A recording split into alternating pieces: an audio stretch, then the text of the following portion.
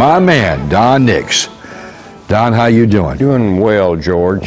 How about you? Well, like you said, not many of us left.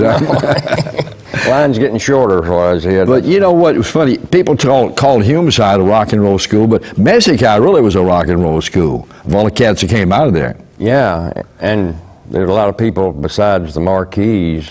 Yeah. Packy and Charlie Freeman and those guys. Didn't Ed Bruce? Was Ed Bruce at Messick? You know, I asked Chip Smoman, Don, one time. I said, Chips, why didn't you use a guitar on last night? He said, because I didn't think it needed it. No, it didn't. It proved him right. Yeah. Well, that thing sold a bunch, didn't it? Yeah, it did. Well, you got there, but there was about 5 groups of marquees on the road, wasn't it? Well, I hear you talking to people. Sometimes I watch your show, and you'll say, "Were you in the marquees?" Like, you know, guys younger, a whole lot younger than me. Yeah. But the thing about the marquees, we were together for a couple of years before that record ever came out. I mean, we were playing around Memphis in the South. Was that when Ronnie Stutz was with you guys? Mm-hmm. Ronnie Angel? Yeah, he was in the original batch. And you were playing out there in Millington, as I recall, because I came out there to hear you one night, and Doug was in the band. Yeah. And Steve was Steve in the band? I'm not sure at that time.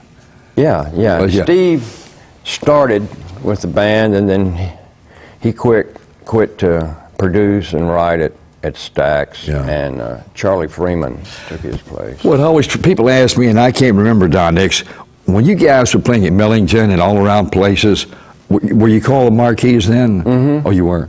The first name was the Royal Spades. Oh, that's right. Yeah. The Royal Spades. That didn't last long. Best in sound, worst in name. But Don, you've got a book that I want to talk about. We want to talk about other things too, about you working with Freddie King and Jeff Beck and Furry Lewis. You worked with some heavies and George Harrison. Yeah. And that group that you took on the road back in the day. Alabama State Troopers. Yeah. Well, that thing got a lot of coverage. Yeah. And it was just re-released 2 years ago. And we had a big party at the Stax Museum, and did real well on the second time out. Yeah. Well, Don, now tell us about your book now. You got a new book that you had about out, 3 or 4 years ago? I did the original. This is a revived edition of the 1997 book I wrote, and I called that one Road Stories and Recipes because I wanted to have a celebrity musician's cookbook.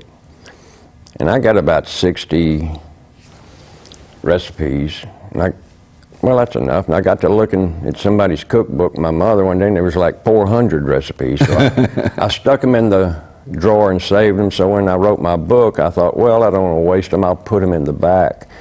And we called it Road Stories and Recipes, which was a mistake because people always tell me, I'm going to get your cookbook someday.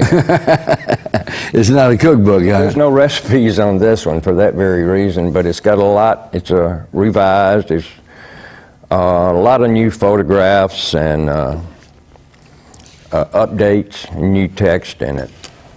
How did you make it over to England and get hooked up with all those guys, Don? Luck. Yeah. They were just lucky. No. I don't know. I got hooked up with George through Klaus Vorman. Oh.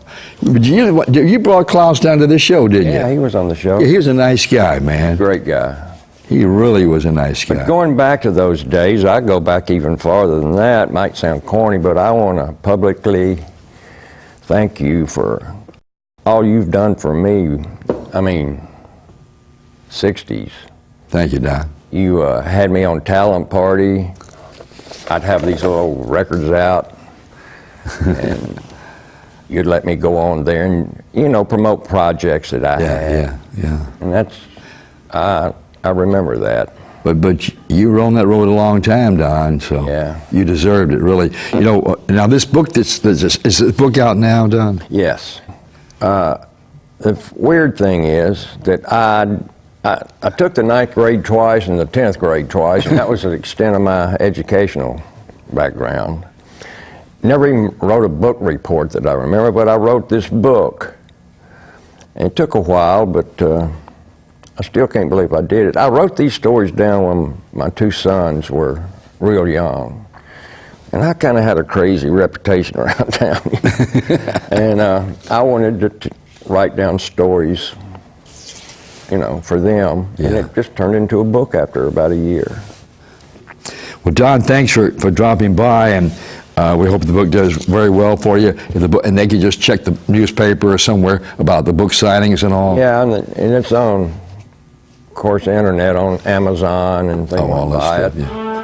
Okay, Don, my man, you take care, and we'll try to plug that book for you. Love you, George. We love you. Don Nix, ladies and gentlemen, very historic Memphis musician over in England, and all of that. We could go on and on, but Don Nix is the man. Check out his book when it's available in one of your areas. GK with you, Memphis Sounds, taking care of business.